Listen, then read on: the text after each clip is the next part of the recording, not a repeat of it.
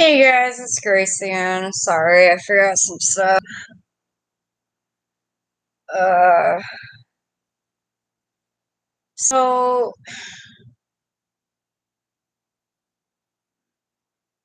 I was watching some of my old videos and Chris has always been a follower. Like, if somebody tells him to do something, he'll do it. Whether it's a female or a male, whatever. He is definitely a follower. So that's another reason why I think that he did not do anything. He was somebody to take the blame.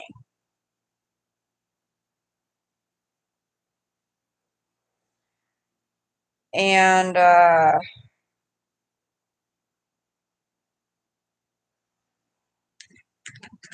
like, when the cops asked him if, the bag on top of, Shanann's suitcase was his, or who, no, they asked who was it. And, he was like, Chris was like, oh, it's mine. It's old clothes. I do believe that it was for the accomplice because if you notice, NK, one of the accomplices, because Nate's CCTV camera has a 10-second or a 30-second delay. So Chris is already in his truck. And then she comes out. And I'm sorry, but you can tell a body's form better than, well, you can tell a man's form, but you can tell a woman's form. But it seemed like she was wearing his clothes. I don't know what you guys think about it.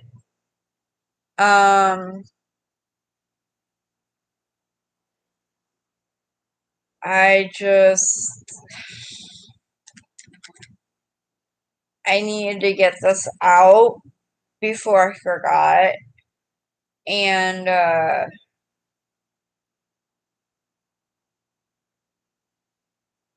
like I said, I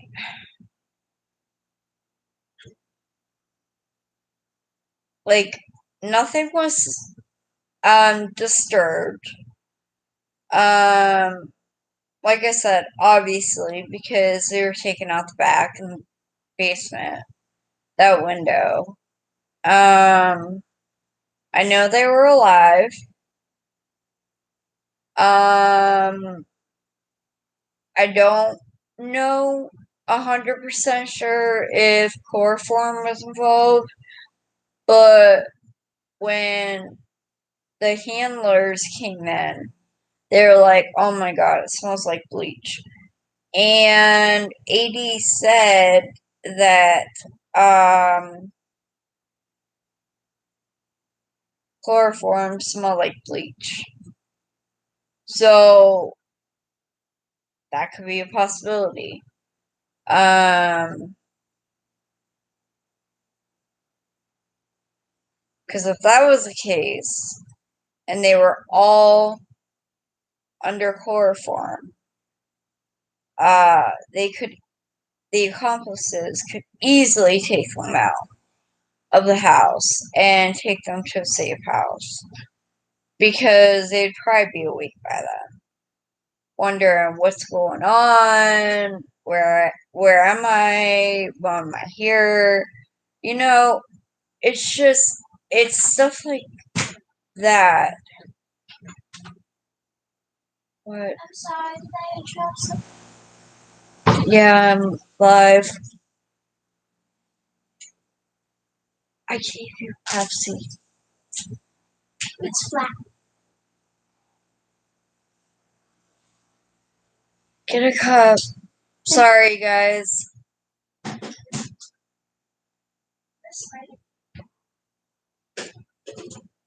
Oh, you're not getting that. This is all you're getting. Sorry, guys. I give my daughter something to drink. Thank you. Popsicle.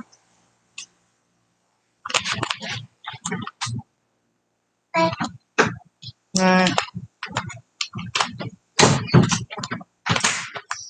But no. Oh my god, I forgot what I was saying. But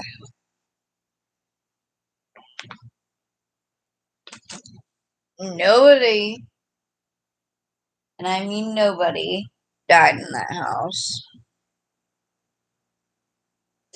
They were taken out alive, whether it was under chloroform or what. NK obviously had a fight with somebody. I mean, she had missing hair, chunks of missing hair. She shows up at an interview in winter clothes, basically.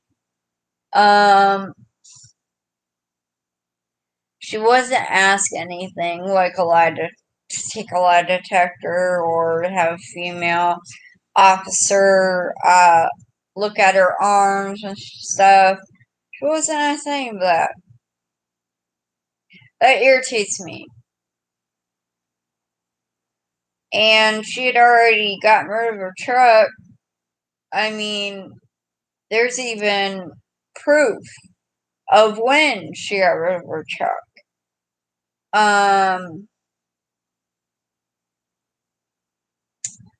So I don't think they could do anything there unless they went like, oh, let me see.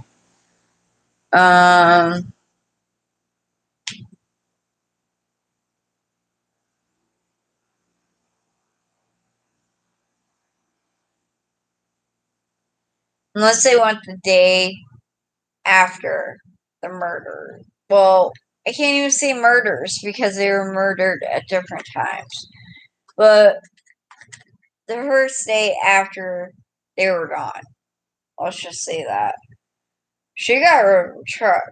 So the evidence that would have been in there was gone.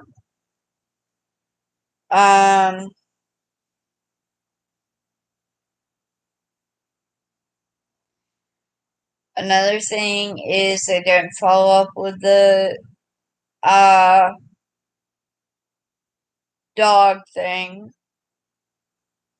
There are so many things that the cops didn't do that is unreal, and I'm sure that it irritates and frustrates a lot of people.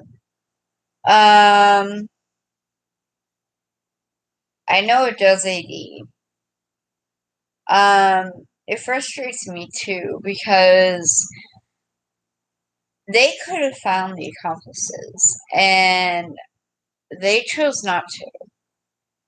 And like I said, they shut it down before anything could be done. 2-hour search is nothing. Like I said, usually searches last hours. And the documentary, that's just a joke. Because it was a whole 2,000 pages, and usually it's a lot more. And I think they took stuff out of the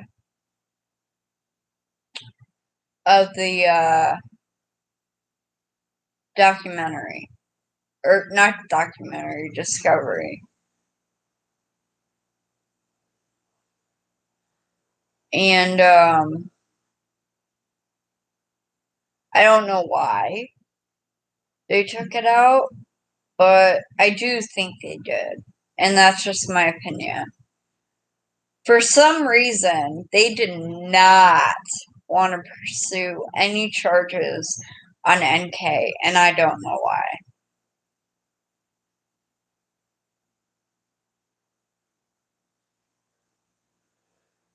I don't know what's so special about her.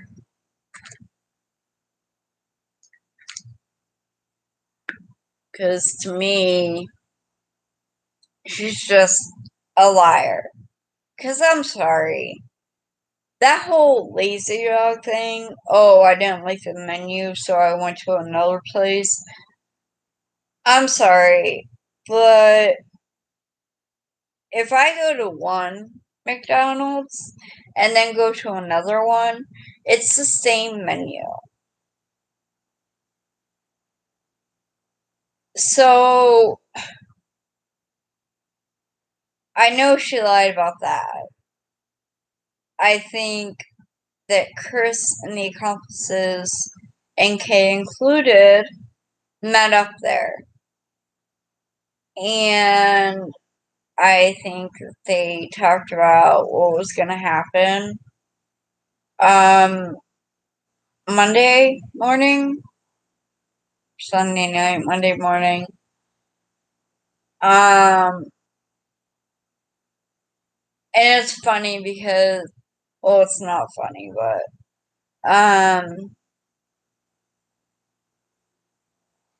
she remembers every conversation with Chris, but she doesn't remember the almost 2-hour conversation.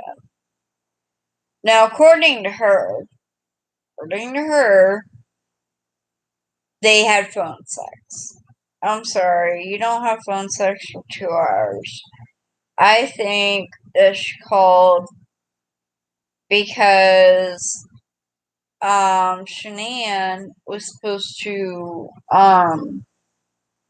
land a little after 11 and her flight got delayed. So I think that NK called him, met him at the house. I think the other accomplices met him at the house. Because why put an X? X marks the spot and put a Minnie Mouse blanket. Obviously, it was for somebody who didn't know the house, didn't know where they were going. So, why not, in their heads, why not make a, like, X marks the spot thing? I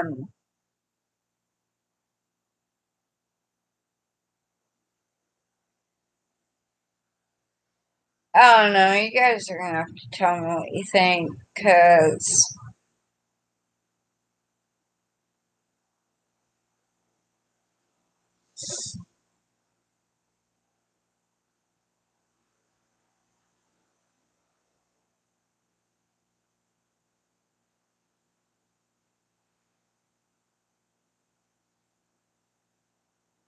I don't know.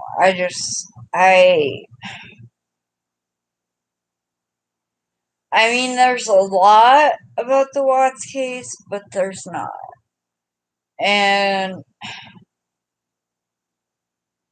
all the stuff that they messed up on. And another thing I was wondering is at the sentencing, the defense, I think it was defense, like, made a motion, and then Rourke did this and shook his head like that. Like, okay, yeah, you did good. They obviously knew that NK was in that courthouse. Maybe not in the courtroom, but in the courthouse. And like I said before, I think she was there to intimidate Chris. Like, yeah, I'm not free. You know, you do what you need to do. Stuff like that. And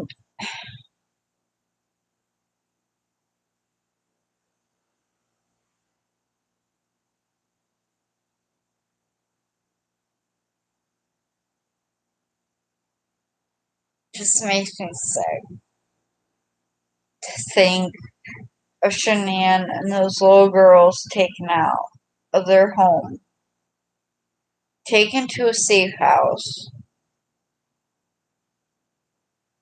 Maybe they could have been found by that dog, but the cop never checked. Cop's just like, oh, okay. They could have been found alive. So that was the PD's screw up.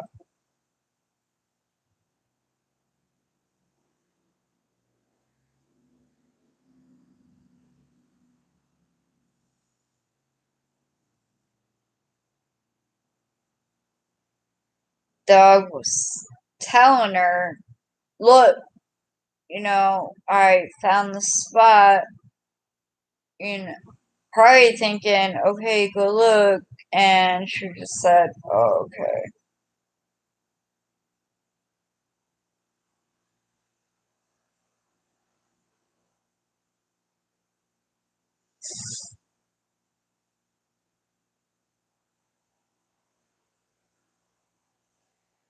I'm probably gonna go to bed, but